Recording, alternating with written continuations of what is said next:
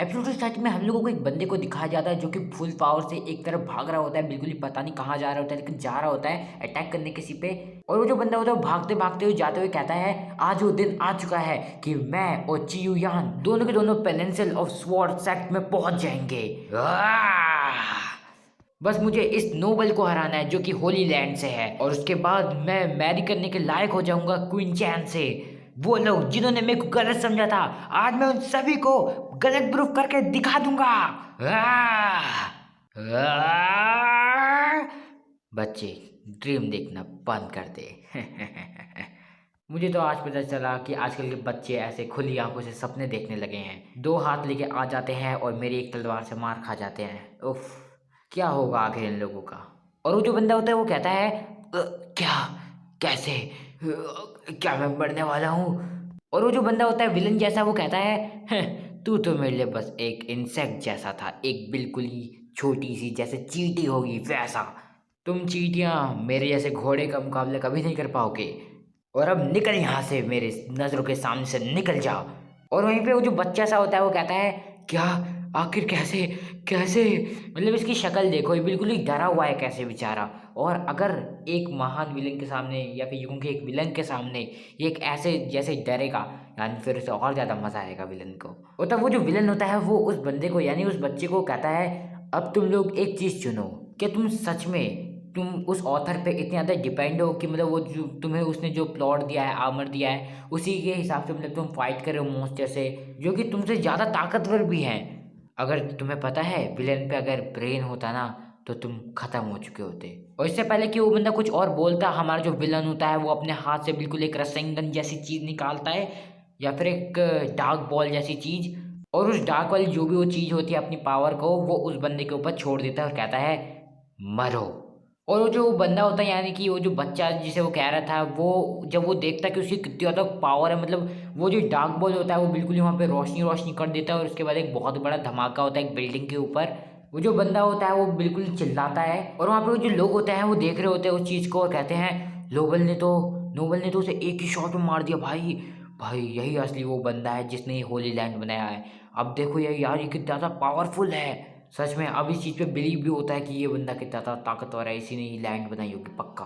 वैसे सच बताऊं तो अपने ओपिनियन से अगर मैं कहना चाहूँ तो हाँ ये विलन है, लेकिन काफ़ी ताकतवर है। मतलब हम लोग सोचते हैं कि यार विलन हमेशा हारता है, लेकिन असल में सही बताऊं तो विलन ही वो बंदा होता है जिसकी वजह से स्टोरी में बहुत ज़्यादा इंटरेस्ट आता है। एंड ये वाली जो कॉमिक होने वाली है या फिर युगों की मानवा होने वाली है, ये तो पूरी की पूरी विलन के ऊपर होने वाली है। तो सोचो कितनी ज़्यादा बैडस होने वाली है, और कैसी कैसी इसके अंदर फाइट देखने के लिए मिलने वाली है। तो अब देखते हैं कि आगे क्या होता है। और तभी जो हमारा सिस्टम होता है लड़ाई खत्म होने के बाद वो कहता है, वैसे कुछ लड़ाई तो थी नहीं है, लेकिन अपना उस काम को ख़त्म करने के बाद कहता है सिस्टम, और जो हमारा सिस्टम होता है एकदम से ऑन होता है और वो कहता है मास्टर लिंग जियाउस या फिर जियो, पता नहीं क्या है ये। पर हम लोग अपने इस विलन को बुलाने वाले तो नोबल ही हैं, नोबल।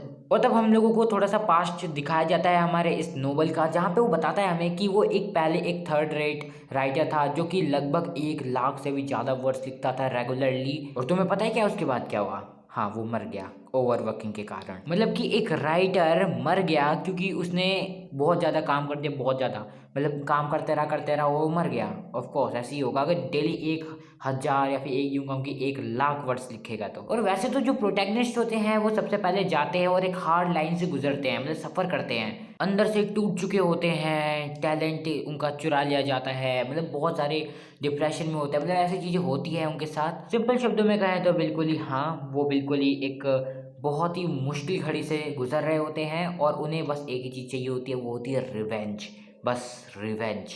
इस चीज़ को सुन के तो मेरे को एरन यीगर की याद आ गई, बिल्कुल परफेक्ट एग्जाम्पल। एंड बाकी जो कैरेक्टर्स होते हैं वो तो भाई थोड़े सुधर जाते हैं और कहते हैं नहीं भाई हम लड़ाई झगड़े की तरफ नहीं जाएंगे, हम लोग साधारण से नहीं हैं, तो इसलिए हम इस ताकत का इस्तेमाल करेंगे लोगों की भलाई के लिए। लेकिन एरन यीगर दादा खाए। पर वहीं पे हमारा जो नोबल होता है वो कहता है मैं अलग बंदा था, मैं यानी कि लिंग शाओ या जो भी है वो बना यंग मास्टर 10,000 डीमन सेक्ट का।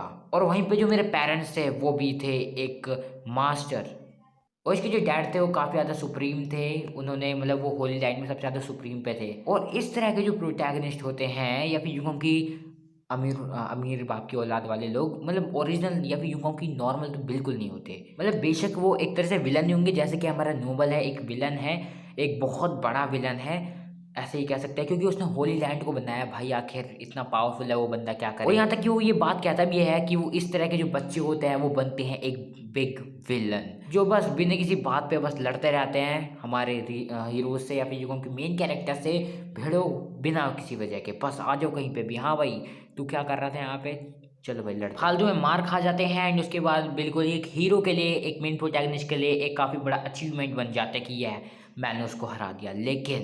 लेकिन हमारे जो ये नोबल है इसने 180 स्टोरीज लिखी है, वो भी बिल्कुल ही सिमिलर मतलब प्लॉट पे, मतलब कि 180 तरीकों से, ये जो एक प्लॉट है, बस सिंपल सा एक प्लॉट है, उसी पे 180 तरह से कहानियाँ चल सकती हैं इस गेम की या फिर ये वर्ल्ड जो भी है इसकी। और जो हमारा नोबल होता है वो कहता है भले ही इससे फ़र्क नहीं पड़ता कि मैं एक विलन बन चुका हूँ, मैं बस मार रहा हूँ चूजन वन को, और वो कुछ नहीं है मेरे लिए, और वो जो चूजन वंस है उनमें से एक को मैं अभी अभी तुम्हारे सामने हरा चुका हूँ। और चलो अब मैं देखता हूँ कि आखिर प्राइज मनी है क्या सिस्टम है ना, दिखाओ मेरे को।